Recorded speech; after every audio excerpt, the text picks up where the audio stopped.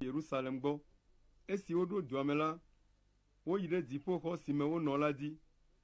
Ame dɔdɔawoe nye Petro kple Yohanes, Yakobo kple Andrea, Filipo kple Toma, Bartolomeo, Yakobo Alfeovi kple Simon, ɖokuisinɔnɔdilawo ƒe habɔbɔmenɔla kple Yuda Yakobovi. Ame bubuwo hã nye Maria, Yesu dada kple Yesu nɔviŋutsuwo. Ame siawo katã ƒoa ƒu kple susu ɖeka henɔ gbe dom ɖa vevie.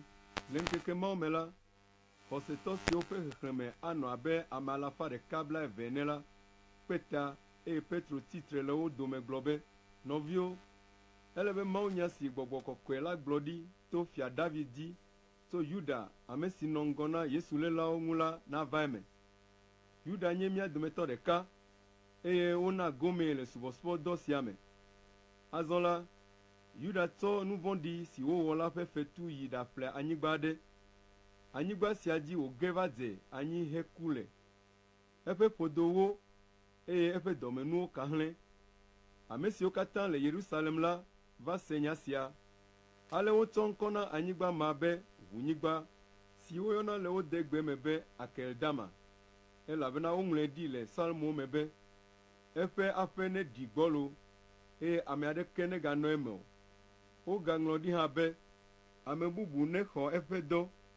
Eya ta azɔ la, ehiã be ŋutsu ɖeka nava kpe mí eye wòanye ɖaseɖila le Aƒetɔ ƒe tsitretiti la ŋuti. Ele be wòanye ame si le mía dome, tso esime Aƒetɔ Yesu nɔ mía dome, tso keke esime Yohanes de mawutsi ta na Aƒetɔ la, va se ɖe esime wòkɔe yi dziƒo tso mía gbɔ. Ale wotia ame eve ɖo wo ŋkume. Woawoe nye Yosef si woyɔna be Barsaba, ame si wogayɔna hã be Yusto kple Matia. Tete wodo gbe ɖa gblɔ be, Aƒetɔ, wòe nya amegbetɔwo katã ƒe dzime. Ɖe ame eve siawo dometɔ ɖeka si nètia la de go. Na be wòava nɔ subɔsubɔdɔ sia me abe amedɔdɔ ene ɖe Yuda teƒe. Yuda gbe dɔ sia eye wòyi ɖe teƒe si eya ŋutɔ di la. Esia megbe la, wodidi nu ɖe ame eveawo dzi. Tete nudzidze la dze Matia dzi. Ale wotsɔe kpe ɖe amedɔdɔ 11 ŋu.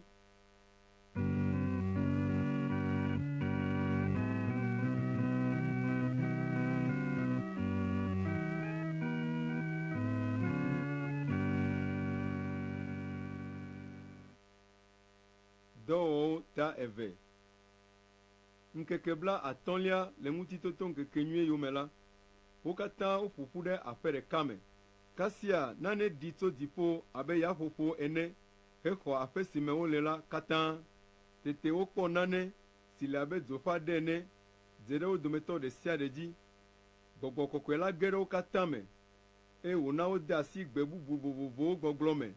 Azɔ la, Yudatɔ vɔ̃ Mawu siwo tso xexemedukɔ ɖe sia ɖe me la nɔ Yerusalem ema yi. Esi nua ɖi la, ameha gã ɖe ƒo zi va kpe ta. Woƒe nu ku ŋutɔ, elabena wo dome ame sia ame se ameawo nɔ nu ƒom le eya ŋutɔ degbe me.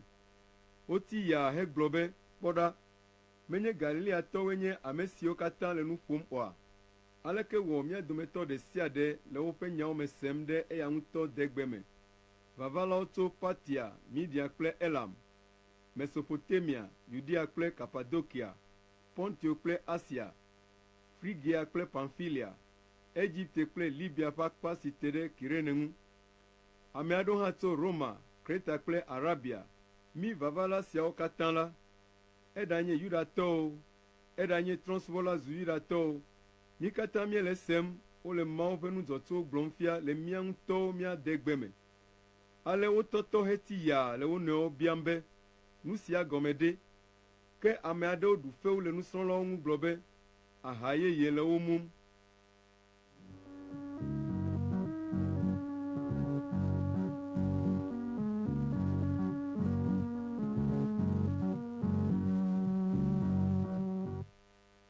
Azɔ la, Petro kple ame 11 tso ɖe tsitrenu eye wòkɔ gbedzi ƒo nu na amehawo gblɔ be, nɔvi Yudatɔwo kple mi ame siwo katã le Yerusalem, miɖo to ne miase nya si gblɔ ge mala la na mi.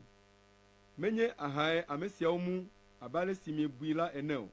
elabena ŋdi ga asieke koe ƒo ke nu si le dzɔdzɔm la nye nya si Mawu ƒe gbeƒãɖela Yoel gblɔ ɖi be Mawu gblɔ be ava me le ŋkeke mamlɛawo me be matsɔ nye gbɔgbɔ ana amegbetɔwo katã. Mia viŋutsuwo kple mia vinyɔnuwo aɖe gbeƒã Mawu ƒe gbedeasi. Miaƒe ɖekakpuiwo akpɔ ŋutega eye miaƒe amegãɖeɖiwo aku drɔ̃e. Le ŋkeke mawo me la, matsɔ nye gbɔgbɔ la ana nye ŋutsudɔlawo kple nye nyɔnudɔlawo eye woaɖe gbeƒã Mawu ƒe gbedeasi. Mana dzesiwo nado ɖe dziŋgɔli me eye nukunuwo adzɔ le anyigba dzi. Ʋu kple dzo kpakple dzudzɔ babla kɔtɔ ado. Ɣe la do viviti eye ɣleti la trɔ zu ʋu hafi Aƒetɔ ƒe ŋkeke la naɖo. Atsɔ ŋkeke gã ma ava ve me be ame sia ame si yɔ Aƒetɔ la ƒe ŋkɔ la woaxɔe ɖe agbe. Nɔvi Israeltɔwo, miɖo to miase nya sia ɖa. Yesu Nazaretitɔ la nye ame si me Mawu ƒe ŋusẽ le eye wòɖe esia ɖe go wòdze ƒã míekpɔ. Mawu to edzi wɔ nu dzɔtsuwo, nukunuwo kple dzesiwo. Mia ŋutɔwo mienya nu siawo nyuie elabena wodzɔ le mia dome. Le nu si Mawu nya tso keke gba ɖe gbe ke nu la, eɖoe ɖi be woatsɔ Yesu ade asi. Ale mieto ame siwo wɔa nu madzɔmadzɔ la dzi klãe ɖe ati ŋu hewui. Ke Mawu ti ku ƒe vevesesewo nu eye wòƒoe ɖe tsitre elabena ku mate ŋu aɖo edzi wòati yɔ me gbeɖe o. Esia tae David gblɔ le eŋu be menɔ Aƒetɔ la kpɔm le ŋkunye me ɣe sia ɣi elabena ele nye nuɖusime ale be nyemagavɔ̃ o. Eya ta dzidzɔm eye nye aɖe tso aseye. Gawu la, maɖe dzi ɖi ahanɔ mɔ kpɔm togbɔ be menye amegbetɔ si dzɔna ku hã elabena magblẽ nye luʋɔ ɖe tsiẽƒe o. Mana wò ame kɔkɔe la nanyunyɔ. Wòe na menya agbemɔ. Ne ele gbɔnye ko la, makpɔ dzidzɔ ɖaa. Nɔvinyewo, medi be maka ɖe edzi na mi be mía tɔgbui David ku. Woɖii eye eƒe yɔdo le mía dome va se ɖe egbe.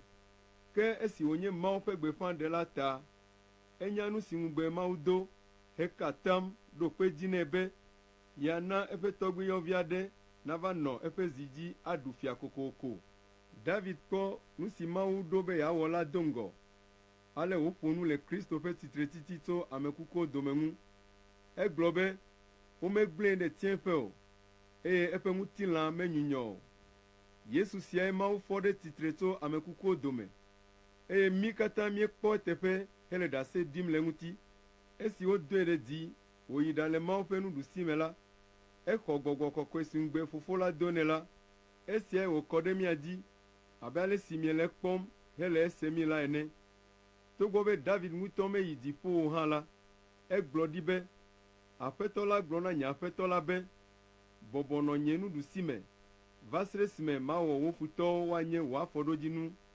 Eya ta azɔ la, mi Israeltɔwo katã mele gblɔm na mi ne mianya kɔtɛe be Yesu, ame si miawo mieklã ɖe ati ŋu lae Mawu va ɖo wòzu Aƒetɔ kple Kristo. Azɔ esi ameawo se nya siawo la, wolulu ŋutɔ eya ta wobia Petro kple ame dɔdɔ bubuawo be nɔviwo, nu kae miawɔ? Petro ɖo eŋu be mitrɔ dzime eye miana woade mawutsi ta na mia dometɔ ɖe sia ɖe le Yesu Kristo ƒe ŋkɔ me be ne woatsɔ miaƒe nu vɔ̃wo ake mi eye woatsɔ gbɔgbɔ kɔkɔe la ana mi elabena wodo nu sia ŋugbe na miawo, mia viwo kple ame siwo le keke didiƒe ʋĩi ke hã. Ame sia ame si Aƒetɔ mía Mawu la yɔ koe wodo ŋugbe sia na. Petro ɖi ɖase gblɔ nya bubu geɖewo hã eye wòxlɔ̃ nuwo gblɔ be miɖe mia ɖokui tso xexe vɔ̃ɖi sia si me. Ale wode mawutsi ta na ame siwo xɔ Petro ƒe nya la. Ame 3,000 lɔƒo sɔŋ ye woxɔ ɖe hamea me gbe ma gbe wozu xɔsetɔwo.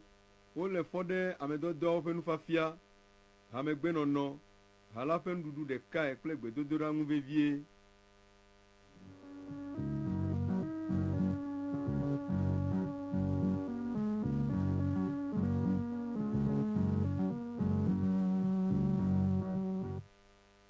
Vɔvɔ̃ ɖo ame sia ame le nukunu kple dzesi geɖe siwo va me to ame dɔdɔawo dzi la ta. Xɔsetɔwo katã ƒoa ƒu wɔa nu sia nu ɖekae eye ame sia ame kpɔa gome le nu si le nɔvia si la me. Wodzra woƒe nunɔamesiwo eye woma ga siwo kpɔ la ɖe wo nɔewo dome ɖe ame sia ame ƒe hiahiã nu. Wokpea ta gbe sia gbe ɖe mawuxɔ la me eye wokɔa dɔme ɖua nu le agba ɖeka me le wo nɔewo ƒe aƒewo me kple dzidzɔ.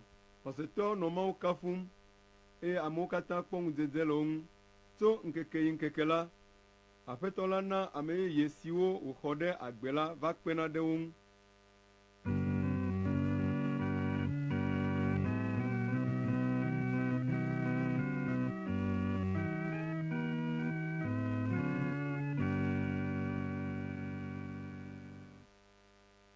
Dɔwɔwɔ ta etɔ̃.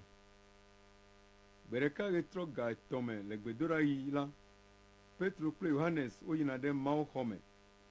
Amewo kɔ ŋutsu aɖe gbɔna ɖe mawuxɔ la ƒe agbo si wɔna be agbonyui la nu.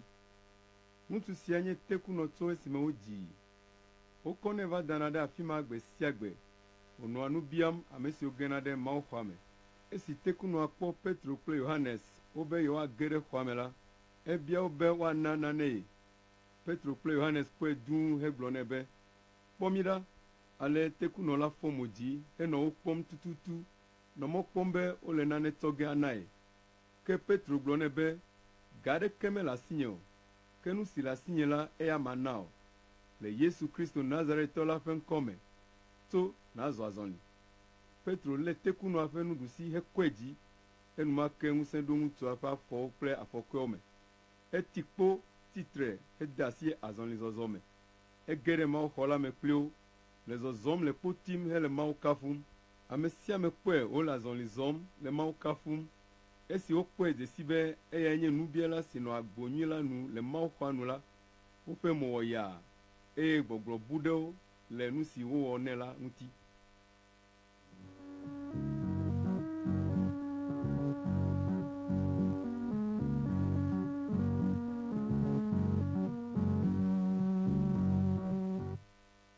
Azɔ la, Petro kple Yohanes le teƒe si woyɔna be Salomo ƒe akpata la me, eye ŋutsu la lé ɖe wo ŋu goŋgoŋ.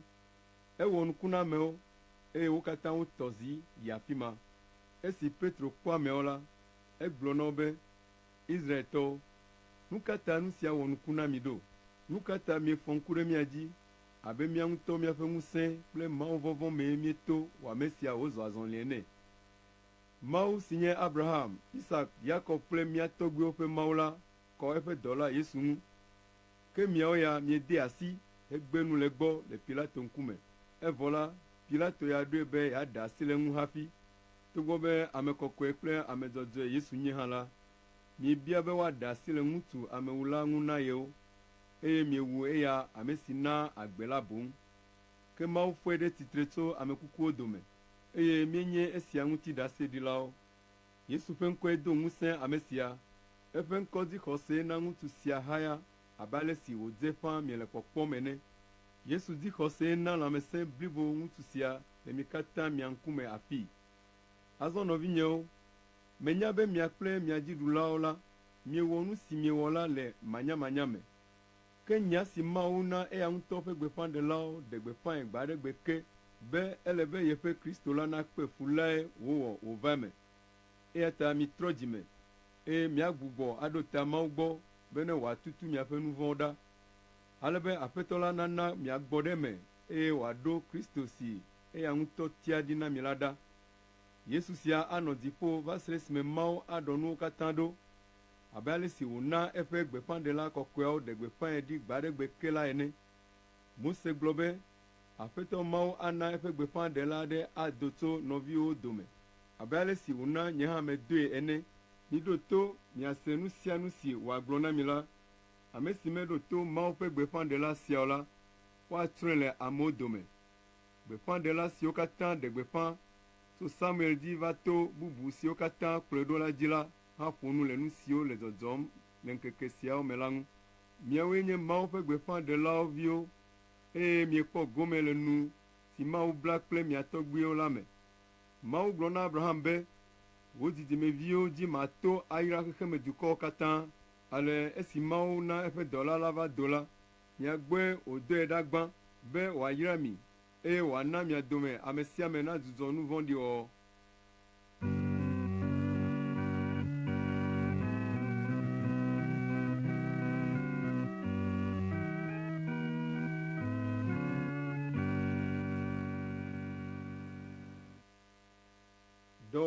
ta ene.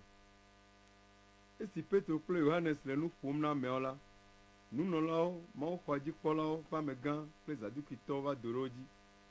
Wodo dziku ɖe wo ŋu, elabena amedɔdɔwo le nu fiam ameawo henɔ gbeƒã ɖem be wofɔ Yesu ɖe tsitre. Eya ta ame kukuwo gbɔna fɔfɔ ge. Wolé Petro kple Yohanes le fie ma eye wode wo gaxɔ me va se esime ŋu ke. Ke ame siwo se woƒe nyawo la dometɔ geɖe xɔ se. Ale ŋutsu xɔsetɔwo ƒe xexlẽme ade abe 5,000 ene. Esi ŋu ke la, Yudatɔwo dziɖulawo, dumegãwo kple agbalẽfialawo wɔ takpekpe le Yerusalem. Ame siwo kpe ta lae nye nunɔlagã Hana, Kayafa, Yohanes kple Alexandro hekpe ɖe ame siwo katã tso nunɔlagã la ƒe ƒomea me la ŋu. Wona amedɔdɔwo tsitre ɖe wo ŋgɔ eye wobia wo be, ame ka ƒe ŋusẽ mietsɔ le nu sia wɔm? Ame ka ƒe ŋkɔ mee miele ewɔm le? Gbɔgbɔ kɔkɔe la yɔ Petro taŋ eye wòɖo eŋu na wo be, dziɖulawo kple dumegãwo, nenye nu nyui si miewɔ na tekunɔ aɖe si ŋuti miele gbe biam mi le be aleke wɔ ŋutsu sia haya mahã la, ekema mi katã misee ne Israel dukɔ blibo la nanya be Yesu Kristo Nazaretitɔ, ame si mieklã ɖe ati ŋu, ke Mawu fɔe ɖe tsitre tso ame kukuwo dome la die wòto, be ame sia haya le tsitre ɖe mia ŋkume afii. Yesu siae nye kpe si mi xɔtulawo miegbe, ke wòva zu dzogoedzikpe. Yesu megbe la, ame bubu aɖeke mexɔ ame ɖe agbe o, eye amegbetɔ aɖeke mele anyigba dzi si dzi miato akpɔ agbexɔxɔ o. Azɔ la, ameawo ƒe mo wɔ yaa, elabena wokpɔ be togbɔ be Petro kple Yohanes menya agbalẽ o, eye womexɔ hehe tɔxɛ aɖeke o hã la, woƒo nu kple kakãɖedzi, eye wokpɔe dze si be wonɔ Yesu yome. Ke esi wokpɔ ame si ŋu woda gbe le, wòle tsitre ɖe Petro kple Yohanes gbɔ la, womeganya nya si woagblɔ ɖe wo ŋu o. Ale wona wodo le takpeƒea, eye woyi aɖaŋu me. Wogblɔ be, aleke míawɔ ame siawoe? Edze ƒãa na Yerusalem nɔlawo katã be wowɔ nukunu gã ɖe to wo dzi, eye míawo míate ŋu agblɔ be mele eme o. Ke be nya sia nagakaka ɖe dzi aɖo ame bubuwo hã gbɔ o ta la, mina míade vɔvɔ̃ lãme na wo, agblɔ be womegaƒo nu na ame aɖeke le ame sia ƒe ŋkɔ me o. Ale woyɔ wo vɛ hede se na wo be womegakpɔ mɔ aƒo nu alo afia nu le Yesu ƒe ŋkɔ me akpɔ gbeɖe o.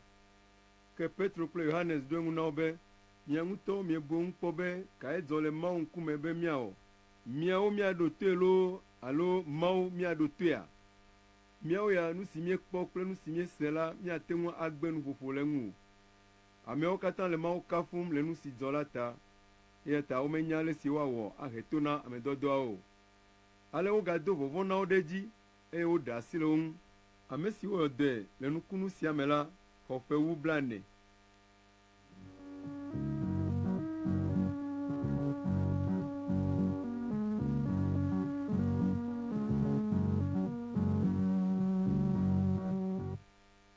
Esi woɖe asi le Petro kple Yohanes ŋu la, wotrɔ yi wo tɔwo gbɔ, eye wogblɔ nya si nunɔlagãwo kple dumegãwo gblɔ na wo la na wo. Esi wo tɔwo se nya la, wo katã woƒo nu kple gbe ɖeka na Mawu be, Aƒetɔ Mawu, wòe wɔ dziƒo, anyigba, atsiaƒu kple nu siwo katã le wo me. Wòe to Gbɔgbɔ Kɔkɔe la dzi na mía tɔgbui David ƒo nu be, nu ka ta trɔ̃subɔlawo dze agbo, eye dukɔwo le tame bum dzodzro? Anyigbadzifiawo bla akpa, eye dziɖulawo kpe ta le aɖaŋu dem ɖe Aƒetɔ la kple eƒe Kristo la ŋu. Nyateƒe, Herodes kple Ponto Pilato wɔ ɖeka kple ame siwo menye Yudatɔwo kple Israelvi siwo le du sia me, eye wotso ɖe wò dɔla kɔkɔe Yesu, ame si nèsi ami na la ŋu. Woƒo ƒu be woawɔ ɖe ɖoɖo ɖe sia ɖe si nèwɔ le aɖaŋu me ɖi xoxoxo be wòava eme la dzi. Aƒetɔ, azɔ la, kpɔ ŋɔdzi si dom wole na mí la ɖa, ne nàde dziƒo na mí, wò dɔlawo, be míagblɔ wò nya la dzideƒotɔe. Do asi ɖa nàyɔ dɔ amewo, eye na míatsɔ wò dɔla kɔkɔe Yesu ƒe ŋkɔ awɔ nukunuwo kple dzesiwoe. Esi wodo gbe ɖa vɔ la, teƒe si woƒo ƒu ɖo la ʋuʋu. Gbɔgbɔ Kɔkɔe la yɔ wo katã taŋ, eye wogblɔ Mawu ƒe nya la dzideƒotɔe.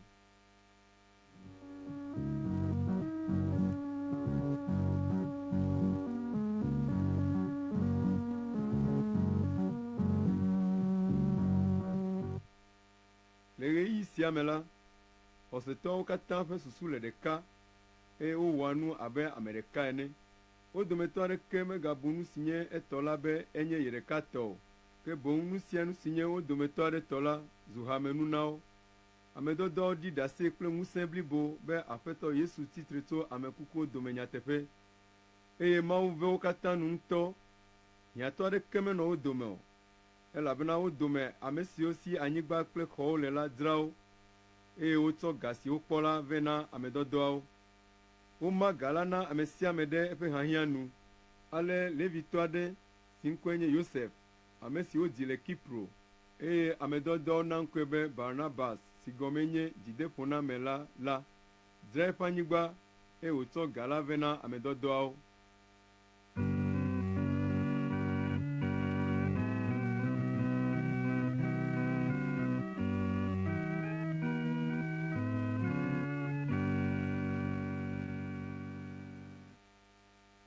Dɔwɔwɔ ta atɔ̃. Ke ŋutsu aɖe si ŋkɔe nye Anania kple srɔ̃a Safira wodzra woƒe nunɔamesi aɖe. Eɖe ga la ƒe ɖe dzra ɖo, eye wòtsɔ esi susɔ la vɛ na amedɔdɔawo. Nu sia nɔ nyanya me na srɔ̃a hã. Ke Petro biae be, Anania, nu ka ta Abosam xɔ aƒe ɖe wò susu me, eye nètsɔ ga si nèkpɔ tso anyigba la me la ƒe ɖe dzra ɖo heka aʋatso na Gbɔgbɔ Kɔkɔe la? Esi medzra anyigba la o ɖe menye tɔwoe wònye oa? Azɔ esi nèdzrae la, ate ŋu awɔ eŋuti dɔ ale si nèlɔ̃. Nu ka ta nèɖo tame be yeawɔ nu sia? Menye amegbetɔ nèka aʋatso na o, ke boŋ Mawu ye. Esi Anania se nya sia la, edze anyi eye wòku. Vɔvɔ̃ ɖo ame siwo katã se la ŋutɔ. Ɖekakpuiawo tso, hata avɔ ɖe ame kukua ŋu, eye wokɔe yi ɖaɖi. Abe gaƒoƒo etɔ̃ megbe ene la, srɔ̃a va do, eye mese nya si dzɔ va yi la o. Petro biae be, ga home siae mia kple srɔ̃wò miexɔ ɖe anyigba si miedzra la taa? Gblɔe nam. Nyɔnua ɖo eŋu be, eyae. Ale Petro gblɔ nɛ be, aleke wɔ mi ame evea miesɔ nu le Aƒetɔ la ƒe gbɔgbɔ la tem kpɔ? Kpɔ ɖa, ɖekakpui siwo yi ɖaɖi srɔ̃ la, woawoe nye kem trɔ va le ʋɔtrua nu. Woakɔ wo hã ayii. Enumake nyɔnu la dze anyi ɖe Petro ƒe afɔ nu heku klẽnee. Esi ɖekakpuiawo ge ɖe me la, wokpɔ be nyɔnua ku ɖi. Ale wokɔ ya hã yi ɖaɖi ɖe srɔ̃a xa. Vɔvɔ̃ ɖo hame blibo la kple ame bubu siwo katã se nya sia ŋutɔ.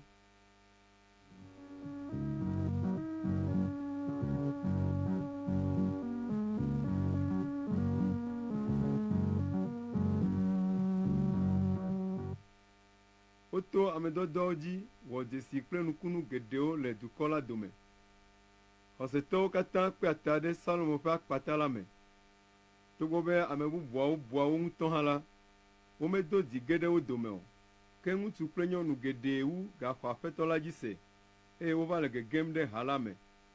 Esia na be amewo kɔ woƒe dɔnɔwo ɖe abatiwo kple abawo dzi, do ɖe ablɔ me, be ne Petro va yina la, eƒe vɔvɔli teti nadze dɔnɔawo dzi.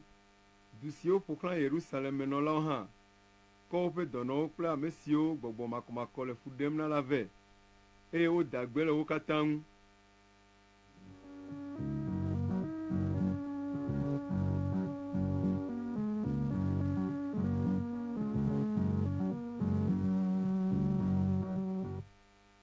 Ke nunɔlagã la kple eŋume siwo nye Zadukitɔwo ƒe hatsotso la le ŋu ʋãm amedɔdɔawo vevie. Wolé amedɔdɔawo, eye wokplɔ wo de dukɔa ƒe gaxɔ me. Ke le zã me la, Aƒetɔ la ƒe mawudɔla aɖe va ʋu ʋɔa na wo, kplɔ wo do goe, eye wogblɔ na wo be, midzo yi ɖatsi tre ɖe Mawuxɔ la me, eye miagblɔ agbe yeye sia ŋu nya na amewo katã. Esi amedɔdɔawo se nya sia la, woge ɖe Mawuxɔ la me fɔŋli, eye wofia nu ameawo. Azɔ esi nunɔlagã la kple eŋumewo va la, woyɔ aɖaŋudelawo kple ametsitsiwo siwo le Israel la vɛ. Wodɔ amewo ɖo ɖe gaxɔa me be woakplɔ amedɔdɔawo vɛ. Ke esi ameawo de la, womekpɔ amedɔdɔawo le gaxɔa me o. Wotrɔ va gblɔ be, esi míede la, míekpɔ gaxɔa ƒe ʋɔwo le tutu pɛpɛpɛ, eye dzɔlawo hã nɔ ŋu, le tsitre ɖe agboa nu. ke esi míeʋu ʋɔawo la, míekpɔ ame aɖeke le xɔa me o. Azɔ esi mawuxɔdzikpɔlawo ƒe amegã kple nunɔlagãwo se nya sia la, wotɔtɔ ale gbegbe, eye wonɔ tame bum le nu si ava dzɔ emegbe la ŋu. Ke ame aɖe va gblɔ na wo be, ame siwo mielé de gaxɔ me la, woawoe nye kem le mawuxɔ la me hele nu fiam amewo. Tete mawuxɔdzikpɔlawo ƒe amegã kplɔ eteviwo yii, eye wokplɔ ame dɔdɔwo vɛ. Wometsɔ sesẽ kplɔ woe o, elabena wole vɔvɔ̃m be amehawo aƒu kpe yewo. Esi wokplɔ wo vɛ la, wona wotsi tre ɖe ʋɔnudrɔ̃lawo ŋkume, eye nunɔlagã la gblɔ na ame dɔdɔwo be, míede se na mi vevie be miagafia nu le ame sia ƒe ŋkɔ me o, gake miena miaƒe nufiafia kaka ɖe Yerusalem du blibo la me, eye mieɖoe be yewoahe fiƒode si le eƒe ku me la ava mía dzi. Ke Petro kple ame dɔdɔ bubuawo ɖo eŋu be, Mawue wòle be míaɖo toe, ke menye amegbetɔwo o. Yesu, ame si mieklã ɖe ati ŋu hewu la, mía tɔgbuiwo ƒe Mawu la fɔe ɖe tsitre tso ame kukuwo dome. Mawu doe ɖe dzi hedɛ ɖe eya ŋutɔ ƒe nuɖusime be wòanye kplɔla kple xɔla, ale be wòana Israel dukɔa natrɔ dzime, eye woatsɔ woƒe nu vɔ̃wo ake wo. Míawo kple Gbɔgbɔ Kɔkɔe si Mawu na ame siwo ɖoa toe lae nye nya sia ŋuti ɖaseɖilawo. Esi ʋɔnudrɔ̃lawo se nya sia le ame dɔdɔwo nu la, wodo dziku eye wodi be yewoawu wo. Ke ŋutsu aɖe nɔ ʋɔnudrɔ̃lawo dome. Enye Farisitɔ kple sefiala si dukɔ blibo la buna. Eŋkɔe nye Gameliel. Ame sia tsitre eye wòbia be woakplɔ ame dɔdɔawo adoe vie. Egblɔ na ame siwo le ʋɔnudrɔ̃ƒea azɔ be, míatɔ Israeltɔwo, mikpɔ nyuie le nu si miedi be yewoawɔ ame siawo la ŋu. Ɣeyiɣi aɖewoe nye si va yi la, Teuda va do, be ame tɔxɛ aɖe yenye, eye ame abe 400 sɔŋ ene dze eyome. Wowui, ke ame siwo katã dze eyome la ka hlẽ, eye nya si wòtsɔ vɛ la meva zu naneke o. Le eya yome la, Yuda Galileatɔ la hã va do le amexlẽɣi. Ehe ame geɖewo ɖe eɖokui ŋu, ke eya hã va ku, eye ame siwo katã dze eyome la ka hlẽ.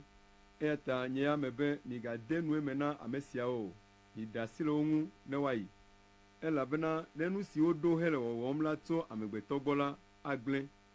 Ke nenye be Mawu gbɔe wòtso la, miate ŋu agblẽ akpɔ. Ne miekpɔ nyuie o la, ava dze gɔ̃ hã be miele tsitre tim ɖe Mawu ŋu. Ʋɔnudrɔ̃lawo xɔ aɖaŋu si Gameliel ɖo la, woyɔ ame dɔdɔwo vɛ, heƒo wo, eye wokui ɖe tome na wo vevie be womegaƒo nu le Yesu ŋkɔ me azɔ o. Esia megbe la, woɖe asi le wo ŋu. Esi wodzo le ʋɔnua yina la, wonɔ dzidzɔ kpɔm ŋutɔ be wobu yewo hã be yewodze, woado ŋukpe yewo le Yesu ƒe ŋkɔ la ta.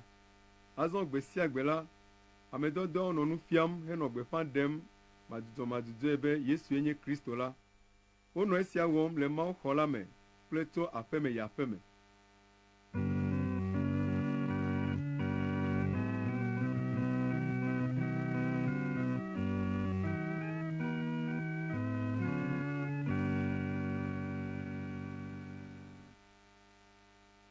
Dɔwɔwɔ ta ade. Ɣeyiɣi siawo me la, nusrɔ̃lawo va nɔ agbɔ sɔm ɖe edzi, ale xɔsetɔ siwo gblɔa hela gbe la liliʋiliʋi be, ne Hebritɔwo le nu siwo ŋu dɔ wɔna gbe sia gbe la mam la, wotsɔa yewo ƒe ahosiwo ɖi. Esia ta ame dɔdɔ 12 yɔ nusrɔ̃lawo katã ƒoƒu gblɔ na wo be, masɔ be míagblẽ mawunyagbɔgblɔ ɖi aɖanɔ nuɖuɖu mam o. Eya ta nɔviwo, mitia ame 7 siwo dzi mieka ɖo, ame siwo me Gbɔgbɔ Kɔkɔe la le, eye wonye nunyalawo la tso mia dome. Míatsɔ aɖo dɔ sia nu. Esia ana be míawo míaʋu ɖe gbedodoɖa kple mawunyagbɔgblɔ ŋu koŋ. Nya la dze ameha blibo la ŋu. Ale wotia ame siawo: Stefano, ame si si xɔse le, eye Gbɔgbɔ Kɔkɔe la yɔe taŋ, Filipo, Prokoro, Nikanora, Timona, Parmena kple Nikolao, ame si nye trɔ̃subɔla zu Yudatɔ tso Antioxia. Woɖe ame tiatia siawo fia ame dɔdɔawo, eye woawo do gbe ɖa heda asi ɖe wo dzi. Mawu ƒe nya la va keke ta ɖe dzi. Nusrɔ̃la siwo le Yerusalem la ƒe xlẽme dzi ɖe dzi fũu, eye nunɔla geɖewo hã va le xɔse la me ɖom.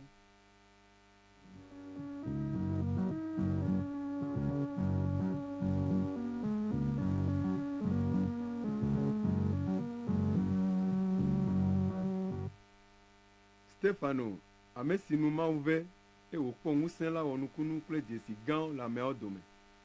Ke ame aɖewo tsitre ɖe ŋuti, ame siawo tso ablɔɖetɔwo ƒe ƒuƒoƒe la me. Emenɔlawo tso Kirene kple Alexandria, eye ɖewo hã tso Kilikia kple Asia. Woʋli nya kple Stefano, ke womete ŋu nɔ te ɖe nunya si Gbɔgbɔ Kɔkɔe la nae wòle nu ƒomii la nu o. Ale wode nya ŋutsu aɖewo nu be woagblɔ be, míese wonɔ busunya gblɔm ɖe Mose kple Mawu ŋu. Wode zi amehawo, dumegãwo kple agbalẽfialawo me ɖe eŋuti, eye wova tui, lée hekplɔe va ʋɔnudrɔ̃ƒe lae. Wodi aʋatsoɖaseɖilawo ɖe ŋu. Ame siawo va gblɔ be, ŋutsu sia la, busunya ko gblɔm wòle ɖe kɔkɔeƒe sia kple Mose ƒe se la ŋu, elabe míesee le nu wògblɔ be Yesu Nazaretitɔ la le teƒe sia gbã ge, eye wòatrɔ kɔnu siwo Mose ɖo ɖi na mí la.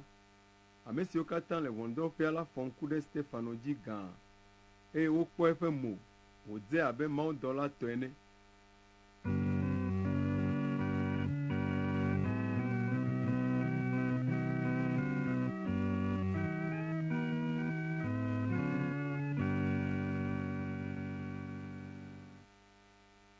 Dɔwɔwɔ ta adre.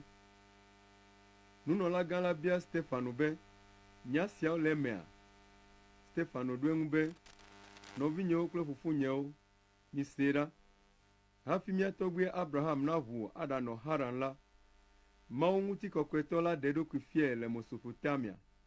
Egblɔ nɛ be, ʋu le mia denyigba dzi kple wò ƒometɔwo gbɔ, eye nàyi anyigba si mafia wò la dzi. Ale Abraham ʋu le Kaldeanyigba dzi, eye wòva nɔ Haran.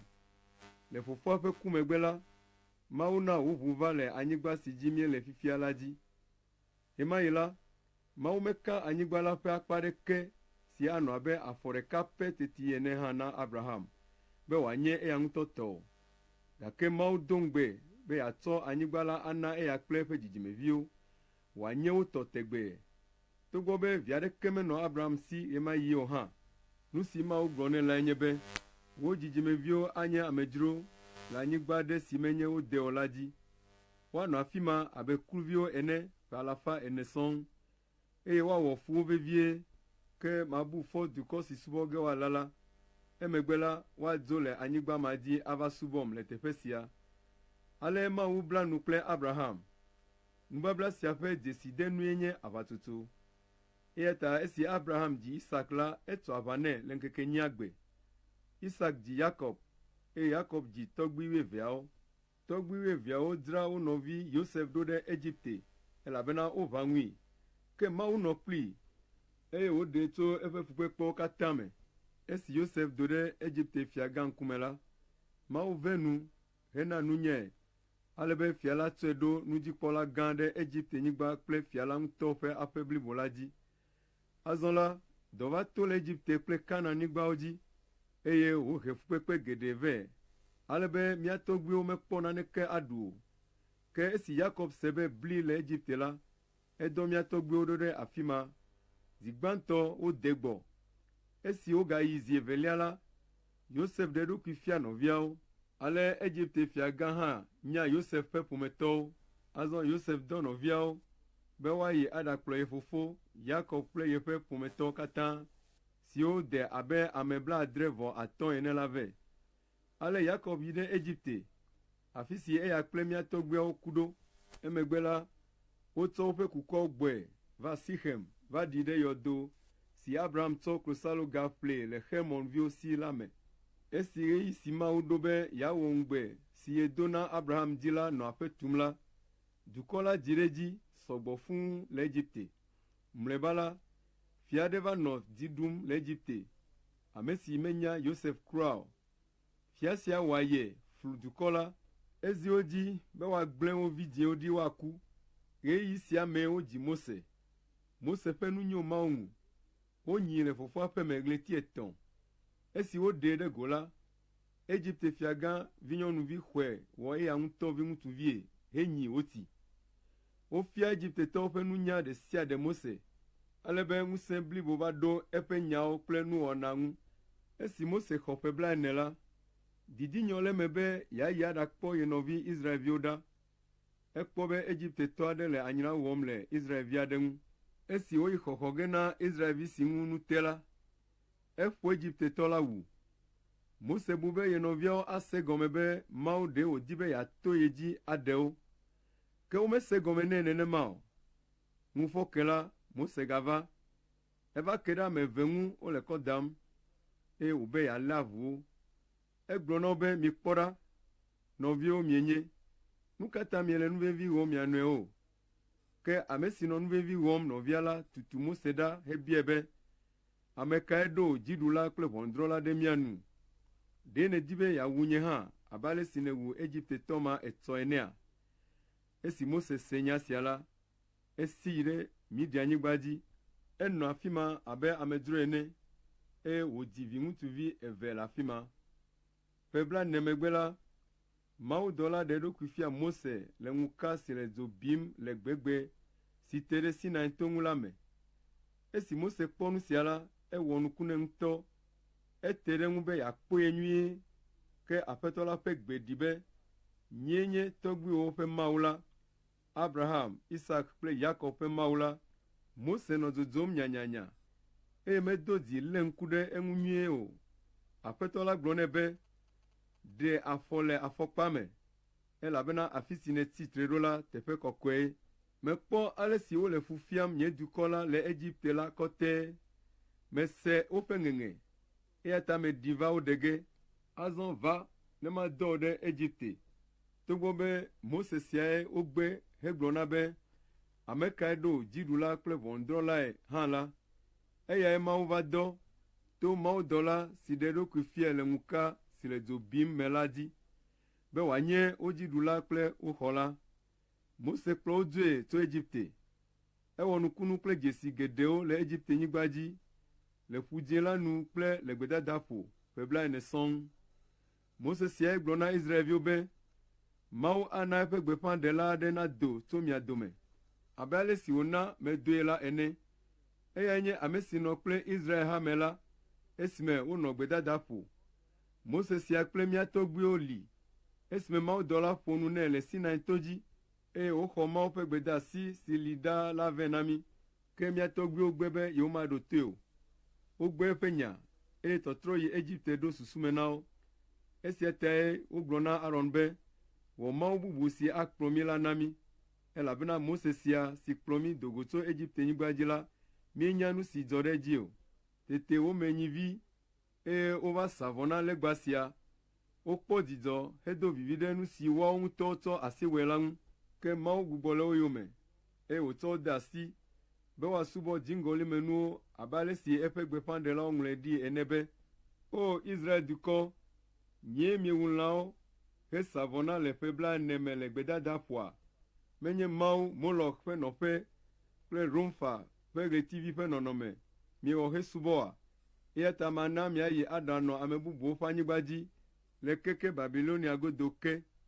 Agbadɔ si ɖoa ŋkue dzi na mía tɔgbuiwo be Mawu li kpli wo la nɔ wo si le gbedadaƒo. Nɔnɔme si me Mawu fia Mose be wòawɔe ɖo la nu tututue wowɔe ɖo. Agbadɔ sia si mía tɔgbuiwo xɔ tso wo fofowo gbɔ la, nɔ wo si esime Yosua nɔ wo kplɔm, eye woxɔ dukɔ siwo Mawu nya ɖa le wo ŋgɔ la ƒe anyigba. Enɔ wo dome va se ɖe David ŋɔli. David ƒe nu dze Mawu ŋu, eya ta ebia Mawu be wòaɖe mɔ na ye, yeawɔ nɔƒe na Yakob ƒe Mawu la, eye Salomo ye va tu xɔ la nɛ. Gake Mawu, ame si ƒo nu sia nu ta la, menɔ xɔ si wotu kple asi la me o. Mawu ƒe gbeƒãɖela la gblɔ be, dziƒoe nye nye fiazikpui, eye anyigbae nye nye afɔɖodzinu. Aƒetɔ la be, xɔ ka tututue miate ŋu atu nam, alo afi ka mate ŋu anɔ agbɔ ɖe me? Ɖe menye nye ŋutɔe tsɔ nye asi wɔ nu siawo katãe oa? Tomesesẽtɔwo, miaƒe dziwo metrɔ ɖe Mawu ŋu kpɔ, eye miaƒe towo meʋu ne Mawu ƒe nyawo nage ɖe wo me kpɔ. Mietsitre ɖe Gbɔgbɔ Kɔkɔe la ŋu. Nu si mia tɔgbuiwo wɔ va yi la, eya tututu wɔm miawo hã miele. Mawu ƒe gbeƒãɖela ka yome mia tɔgbuiwo meti o. Wowu ame siwo do ŋgɔ va ɖe gbeƒã be dzɔdzɔetɔ la gbɔna la, eye miawo hã miede dzɔdzɔetɔ la asi hewui. Mi ame siwo xɔ se la tso mawudɔlawo gbɔ vɛ la, boŋ yegbe be yewomawɔ ɖe sea dzi o.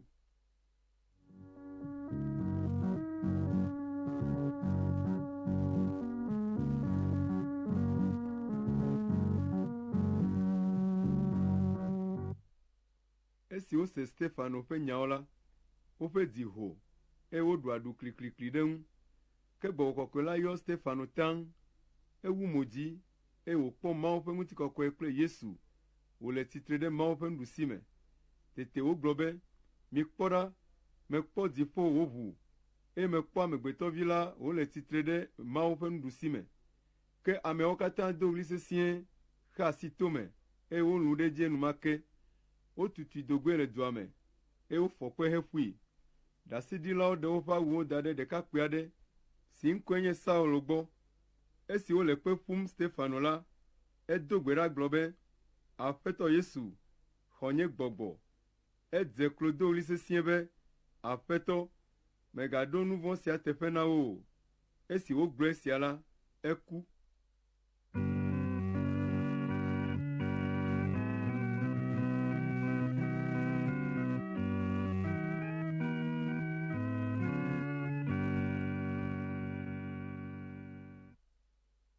Dɔwɔwɔ ta enyi. Ke Sɔl lɔ̃ ɖe Stefano wu dzi. Gbe ma gbe ke wodze hametɔ siwo le Yerusalem la yome titi gɔme. Ale hametɔwo katã ka hlẽ ɖe Yudea kple Samaria nutoawo me. Negbe ame dɔdɔawo ko. Ke mawuvɔ̃la aɖewo va kɔ Stefano ƒe kukua yi ɖaɖi, eye wofae vevie. Azɔ Sɔl de asi hame la gbagba me. Etsana tso aƒe me yi aƒe me, eye wohea ŋutsuwo kple nyɔnuwo siaa yina ɖadea gaxɔ me.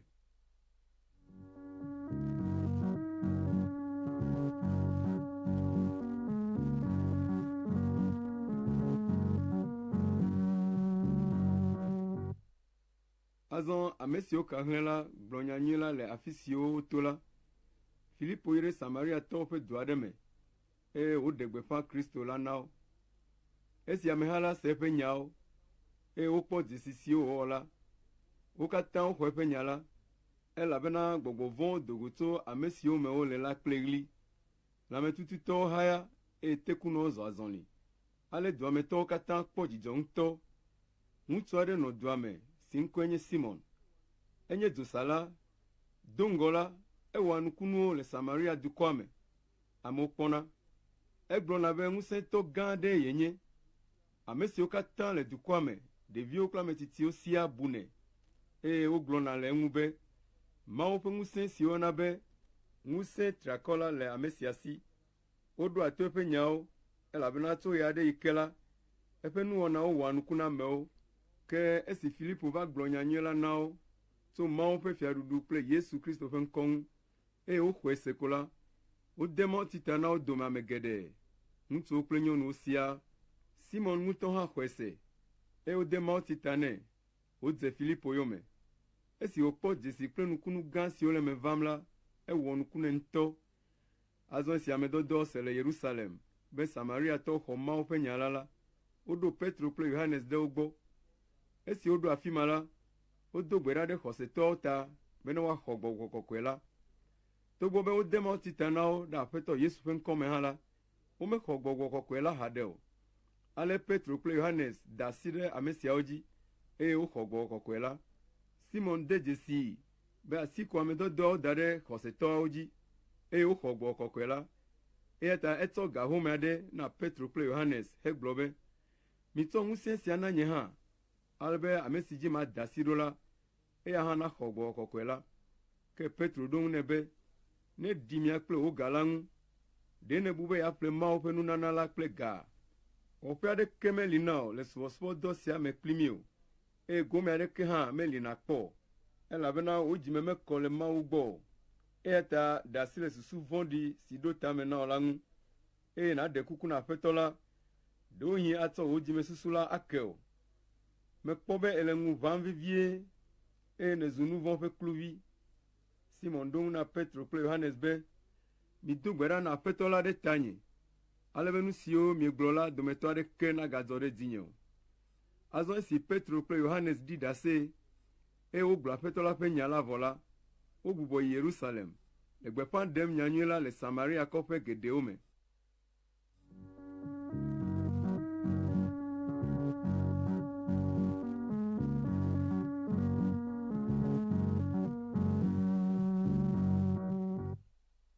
Azɔ la, Aƒetɔ la ƒe dɔla gblɔ na Filipo be, titre na yi anyigbeme gome, eye nàɖo ta mɔ si tso Yerusalem va yi Gaza la dzi. Mɔ sia to gbedada ƒo. Ale Filipo tso heyi. Ɣeyiɣi sia me la, Etiopia dudɔwɔla si kpɔa fianyɔnu Kandake ƒe kesinɔnuwo katã dzi la trɔ tso gbedoɖaƒe le Yerusalem yina aƒe. Ebɔbɔ nɔ anyi ɖe tasiaɖam me nɔ Mawu ƒe gbeƒãɖela Yesaya ƒe agbalẽ xlẽm. Gbɔgbɔ kɔkɔe la gblɔ na Filipo be, te ɖe tasiaɖam sia ŋu. Ale Filipo ƒu du yi ɖe gbɔ. Ese ŋkɔ wònɔ Mawu ƒe gbeƒãɖela Yesaya ƒe agbalẽ xlẽm. Filipo biae be, ele nu si xlẽm nèle la gɔme sema? Dudɔwɔla la ɖo eŋu nɛ be, aleke mawɔ ase gɔme, ne ame aɖeke meɖe gɔme nam o. Ale wòbia tso Filipo si be wòage ɖe me ava nɔ ye xa. Mawunya si xlẽm wònɔ lae nye si.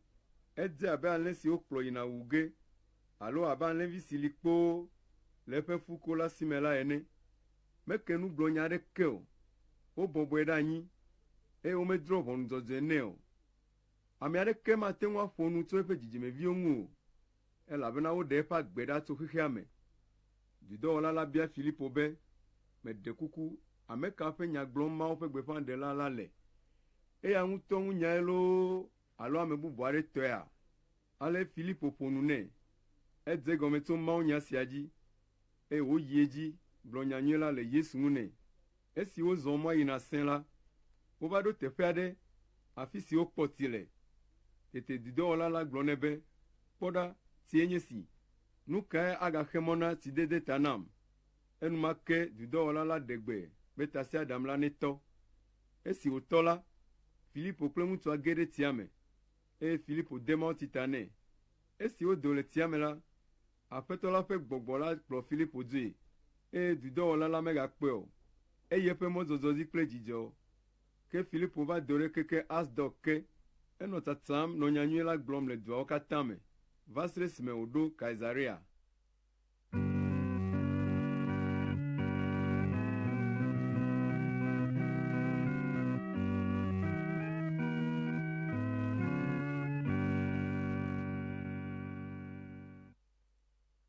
Dɔwɔwɔ ta 9. Ɣeyiɣi sia me la, Saul ganɔ ŋɔdzi dom na Aƒetɔ la ƒe nusrɔ̃lawo kokoko be yeawu wo. Eyi nunɔlagã la gbɔ, eye wòbiae be woaŋlɔ agbalẽ nae yeatsɔ ayi ɖe ƒuƒoƒe siwo le Damasko la. Ale be ne yeƒe asi su ame aɖe si le Aƒetɔ la ƒe mɔ la dzi la, yeablae akplɔe va Yerusalem. Eɖanye ŋutsu alo nyɔnuwo.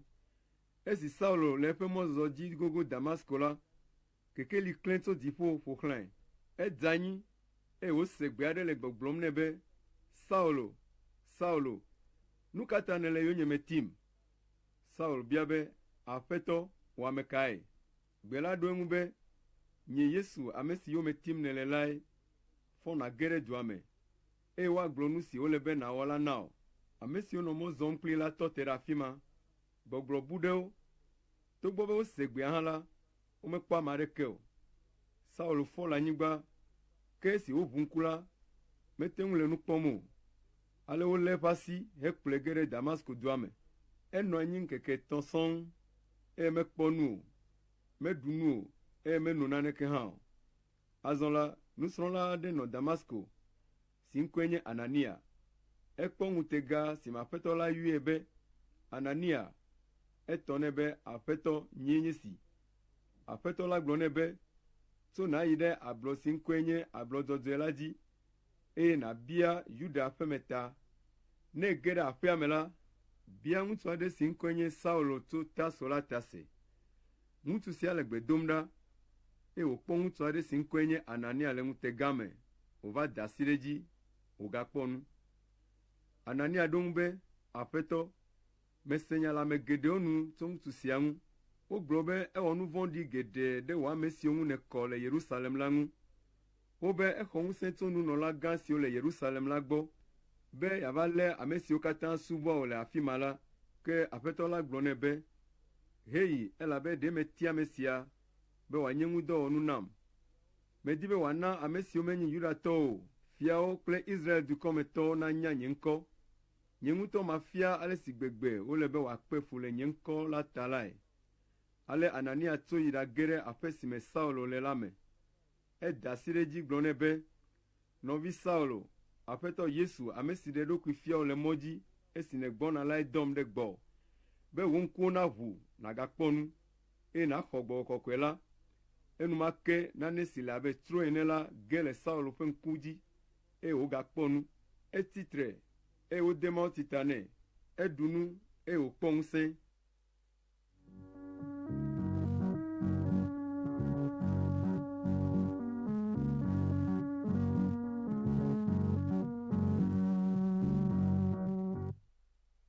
Saulo nɔ xɔsetɔ siwo le Damasko la gbɔ ŋkeke geɖe. Eyi ɖe ƒuƒoƒewo enumake, eye wòɖe gbeƒã be Yesue nye Mawu vi la. Ame siwo katã ɖo toe se eƒe nyawo la ƒe mo wɔ yaa, eye wobia be, alo ɖe menye ŋutsu siae wɔ funyafunya ame siwo xɔ Yesu ƒe ŋkɔ dzi se le Yerusalem oa? Gawu la, ɖe menye susu ma ke tae wòva afi sia ɖo, be yeava lé xɔsetɔwo abla akplɔ yi ɖe nunɔlagãwo gbɔe oa? Ke ŋusẽ ɖo Saulo ŋu wu tsã, eye ale si woɖe nya me be Yesue nye Kristo la, mekɔ ale gbegbe be Yudatɔ siwo le Damasko la ƒe nu tsi te. Ŋkeke geɖe megbe la, Yudatɔwo ɖo nugbe ɖe Saulo ŋu be yewoawui, gake ese nugbeɖoɖoa, Yudatɔwo nɔ agboawo nu dzɔm zã kple keli be yewoawui. Gbe ɖeka le zã me la, Saulo ƒe nusrɔ̃lawo kɔe de kusi me to glita heɖiɖi ɖe anyi eye wòdzo.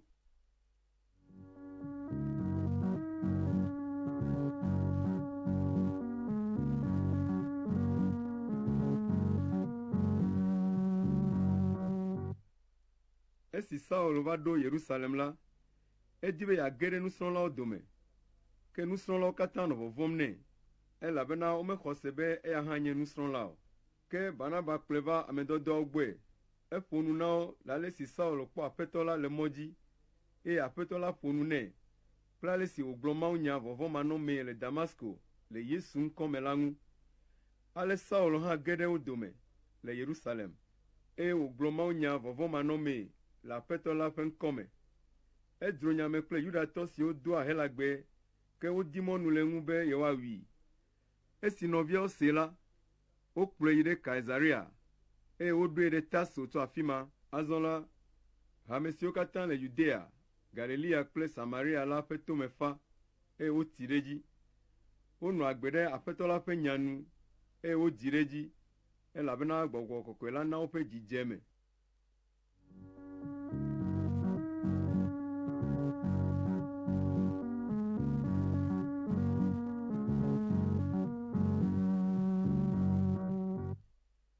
Petro tsa le xɔsetɔ geɖewo dzi de teƒe geɖe. Eyi ɖe Lida hã be yeakpɔ ame siwo ŋuti wokɔ la ɖa le afi ma. Edo go lãmetututɔ aɖe si ŋkɔe nye Aenea. Ŋutsu sia nɔ dɔba dzi ƒe 8 sɔŋ. Tete Petro gblɔ nɛ be, Aenea, Yesu Kristo yɔ dɔ, titre nàɖo wòaba. Aenea titre enumake. Esi ame siwo katã le Lida kple Saron kpɔe la, woxɔ Aƒetɔ la dzi se. Nyɔnu nusrɔ̃la aɖe nɔ Yopa si ŋkɔe nye Tabita. Woyɔnɛ le helagbe me be Dorcas si gɔmee nye zi. Ewɔ dɔ nyui geɖe, eye wònyo dɔme na hiãtɔwo. Eva dze dɔ, eye wòku. Esi wole ti nɛ vɔ la, wokɔe yi ɖamlɔ dziƒoxɔ dzi. Lida medidi tso Yopa gbɔ. Ale esi nusrɔ̃lawo se be Petro le Lida la, wodo ame eve ɖee gblɔ be, míeɖe kuku, tso kpla nàva kpɔ mí ɖa. Ale Petro tso heyi kple ame dɔdɔawo. Esi woɖo afi ma la, wokplɔ Petro yi ɖe dziƒoxɔa dzi. Ahosiwo katã va le tsitre ɖe Petro gbɔ le avi fam, eye wotsɔ awutewui kple awu siwo Tabita tɔ le eƒe agbenɔɣi la le fafiam. Petro na amewo katã do go le xɔa me. Edze klo hedo gbe ɖa. Etrɔ ɖe ame kukua gbɔ yɔe gblɔ be, Tabita, titre. Tete nyɔnua ʋu ŋku. Esi wòkpɔ Petro la, efɔ bɔbɔ nɔ anyi. Petro de asi asime nɛ hekɔe wòtso ɖe tsitrenu. Eyɔ ame siwo ŋu wokɔ kple ahosi siwo le afi ma la vɛ, eye wòtsɔe de wo si agbagbe. Nya sia ɖi ho le Yopa, ale be ame geɖewo va xɔ Aƒetɔ la dzi se.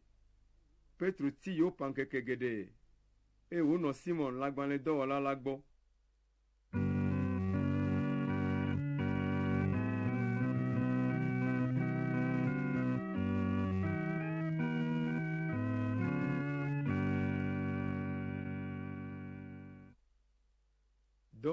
ta ewo. Ŋutsu aɖe nɔ Kaesarea si ŋkɔe nye Cornelio. Enye avakplɔla le Roma srafoha si wɔna be Italia srafoha la me. Cornelio doa vevie Mawu subɔsubɔ eye eya kple eƒe aƒemetɔwo katã nye mawuvɔ̃lawo. Ena nu hiãtɔwo faa eye wòdoa gbe ɖa na Mawu ɣe sia ɣi. Gbe ɖeka ɣe trɔ abe ga 3 me ene la, Cornelio kpɔ Mawu ƒe dɔla aɖe le ŋutega me. Dɔla la va yɔe be Cornelio. Vɔvɔ̃ ɖoe eye wòle dɔla la kpɔm gãa. Cornelio bia be aƒetɔ nu kae? Mawudɔla la ɖo ŋu nɛ be ale si nèdoa gbe ɖa kple ale si nèwɔa dɔmenyo na amewo la dze Mawu ŋu. Azɔ la dɔ ame ɖe Yopa be woaɖayɔ Simon si wogayɔna hã be Petro la vɛ. Ede Simon lãgbalẽdɔwɔla ame si ƒe aƒe le ƒonu lɔƒo la gbɔ.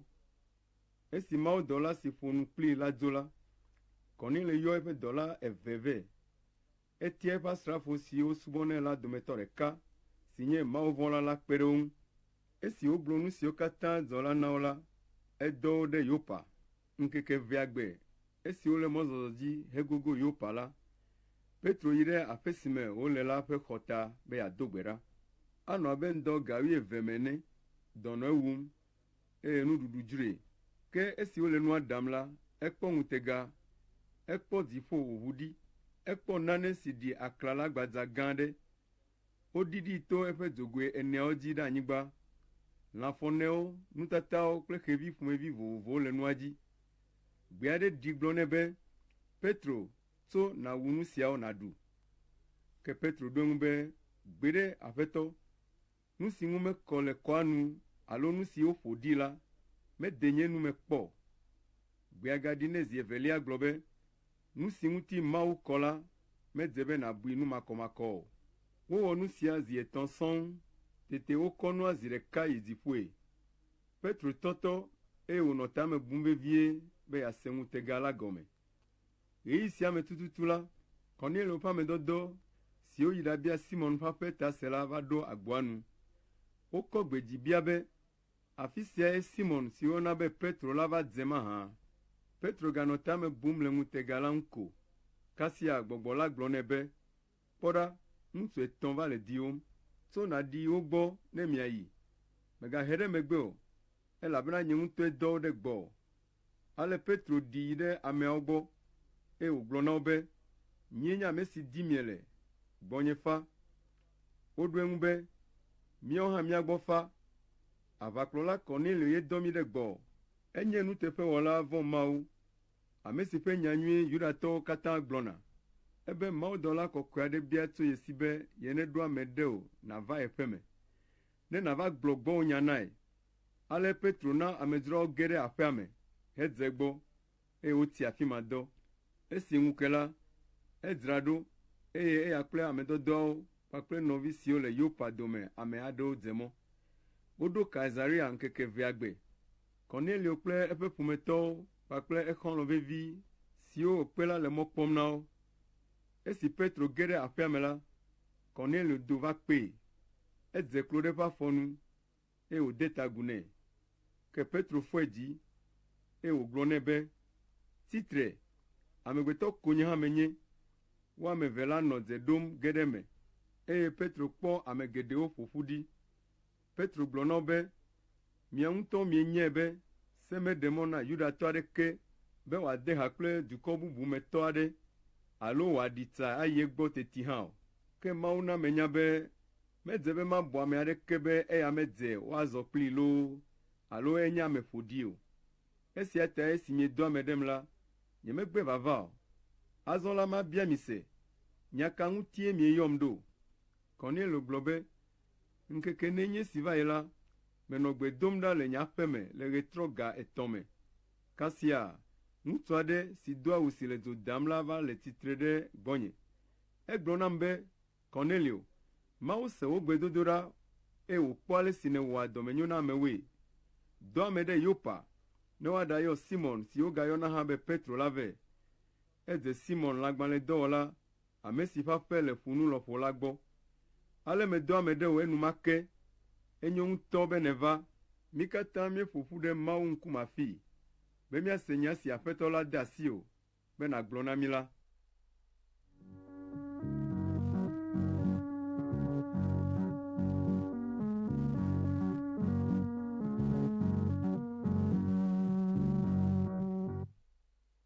tete Petro ƒo nu na wo gblɔ be, nyateƒe mekpɔe dze si be Mawu medea vovototo ame me o. Ke boŋ le dukɔ ɖe sia ɖe me la, ame si vɔnɛ eye wòwɔa nu dzɔdzɔe la, eyae dzea ŋu. Mienya nya si wogblɔ ɖo ɖe Israel dukɔ la. Nya sia nye gbeƒã si woɖe be nyanyuie la he ŋutifafa vɛ to Yesu Kristo si nye amewo katã ƒe aƒetɔ la dzi. Woɖe gbeƒã nya la le Yudeanyigba katã dzi. Wodze gɔme tso Galilea esime Yohanes ɖe gbeƒã mawutsideta na ame vɔ megbe. Mienya be Mawu tsɔ gbɔgbɔ kɔkɔe kple ŋusẽ sia mi na Yesu Nazaretitɔ la. Mienya be etsa yi teƒe geɖe wɔ nyui na amewo eye woda gbe le ame siwo katã Abosam te ɖe anyi la ŋu. Elabena Mawu nɔ kplii. Nu siwo katã wɔ le Israel dukɔa me kple Yerusalem la, míawoe kpɔe teƒe kple ŋku, ke woklãe ɖe ati ŋu hewui. Gake Mawu fɔe ɖe tsitre le ŋkeke 3 gbe, eye wòɖee fia amewo. Menye ame sia ame kpɔe o, ke mí ame siwo Mawu tia be míanye ɖaseɖilawo la, míekpɔe. Esi wòfɔ tso ku me la, míawoe ɖu nu heno nu kplii. Egblɔ na mí be míaɖe gbeƒã nyanyuie la na amewo, eye míaɖi ɖase be Kristo nye ame si Mawu ɖo be wòava drɔ̃ ʋɔnu ame gbagbewo kple ame kukuwo siaa.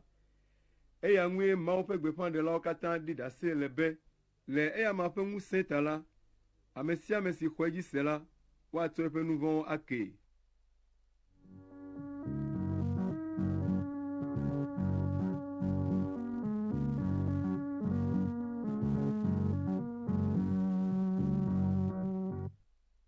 Petro mekpɔ wu eƒe nuƒoanu hafi Gbɔgbɔ Kɔkɔe la ɖi ɖe ame siwo katã se nya la dzi o. Xɔsetɔ siwo nye Yudatɔ aɖewo kplɔ Petro yi ɖe Yopa. Esi wokpɔ be Mawu tsɔ eƒe Gbɔgbɔ Kɔkɔe la kɔ ɖe ame siwo menye Yudatɔwo la gɔ̃ hã dzi la, woƒe nu ku, elabena wose wole nu ƒom le gbe bubuwo me hele Mawu kafum. Petro ƒo nu gblɔ be, ame siawo hã xɔ Gbɔgbɔ Kɔkɔe la abe míawo ke ene. Ɖe ame aɖe ate ŋu axe mɔ be womade mawutsi ta na wo oa? Ale wòna wode mawutsi ta na wo ɖe Yesu Kristo ƒe ŋkɔ me. Emegbe la, ameawo bia tso Petro si be wòanɔ yewo gbɔ ŋkeke aɖewo.